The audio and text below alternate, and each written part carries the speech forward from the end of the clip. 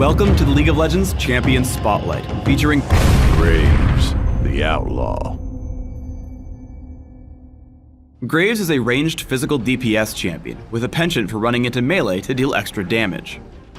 Graves' passive is True Grit. As Graves engages in combat, his armor and magic resist increase over time. Buckshot fires off 3 shots in a cone, each of them damaging all enemies struck. These shots can hit single enemies multiple times.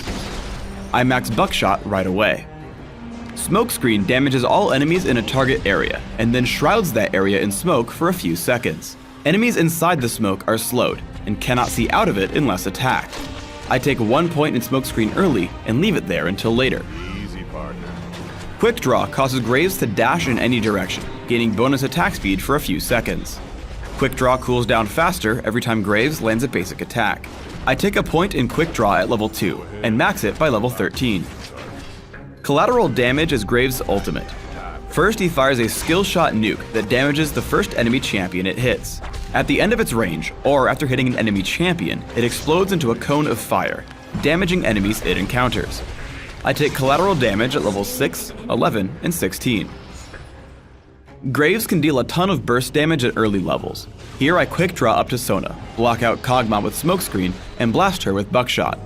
I retreat before Kog'Maw can counterattack, so I come out ahead. Graves' abilities also let him escape from sticky situations. I get ganked from behind by that trickster Twisted Fate. I quick draw up to him, tag him with Buckshot, and flash out. As I get chased, I land Smokescreen in front of my chasing enemies. As they follow, they're unable to hit me, and I make it out thanks to a heal from Soraka. Smokescreen can also completely bait your opponents. Here I get ganked by Udyr and have to run. I drop Smokescreen right as Warwick comes to gank, but since Udyr can't see out, we collapse on him right away. Udyr falls to our damage output and we push back in, forcing Sona and Kog'Maw to retreat. Graves' mobility lets him dive against turrets quite well.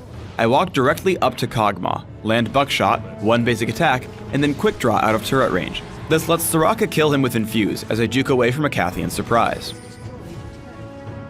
We get into a teamfight in Bottom River. I exhaust Sion to keep him away from Soraka. I push into melee range with Quick Draw and unload Buckshot to take him down pretty quickly. Once he falls, I switch over to a close target and start hitting Udyr. Unfortunately, I don't have a lot of mana, but when able, I cast Quick Draw for the increased attack speed, and take him down before pretty much melting through Kog'Maw and Twisted Fate. Throughout the fight, my health bar had been moving up and down, so thanks to the lifesteal from Bloodthirster, I was able to survive the whole fight. By getting a fairly early Frozen Mallet, I'm able to tank a bit of damage and then regain it with Bloodthirster. I play aggressively against the enemy team, causing them to turn and fight me. I flash out, fire collateral damage into the enemy team, and jump back in with Quick Draw. We kill Sona and completely push them off of the inhibitor, taking it down. Graves' area of effect abilities and high mobility also make him a great defender in Dominion. As my opponents try to capture the quarry, I lead in with collateral damage and Buckshot to clear them off the point, and charge in with Flash.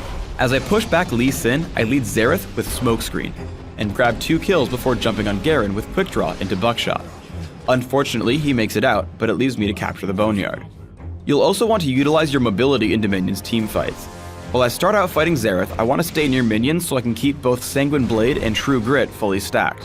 When Shaco appears, I turn and help destroy him before fighting Xerath again. Nocturne makes the mistake of wandering in for an easy kill, but again, instead of chasing Xerath, I continue pushing the minion wave to keep my stats maxed and capture the drill. Once I start channeling on the capture point and Xerath comes to disrupt my capture, I jump in with Quick Draw, slow him with Smokescreen, and follow him for a kill with basic attacks. Buckshot gives Graves a lot of power in melee-heavy games as well.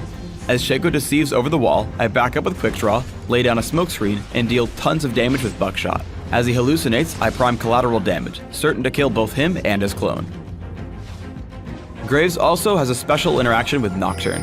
Tag him with Smokescreen and see what happens. I got you, darkness. For runes, I take armor penetration marks, flat armor seals, flat magic resist glyphs, and flat damage quintessences. This setup grants me early dominance and enough durability to withstand melee encounters. My masteries are 2109, taking standard physical damage masteries in offense and 1 point in neutral buff duration in utility. I take Exhaust and Flash, mastering the former in the offense tree. In Classic, I open with a Doran's Blade or 2 and add Berserker's Greaves. My first 2 items are almost always Bloodthirster and Phantom Dancer. I want 2 other major items in Frozen Mallet and Infinity Edge, while adding Last Whisper once armor becomes a major issue. In Dominion, I use a very similar build, opening with a Prospector's Blade instead of Doran's Blades, and taking a Sanguine Blade instead of Bloodthirster. I also tend to grab Last Whisper a little earlier. Thanks for tuning in to the Graves Champion Spotlight. Please subscribe to the Riot Games YouTube channel above, and don't forget to thumbs us up just below the video.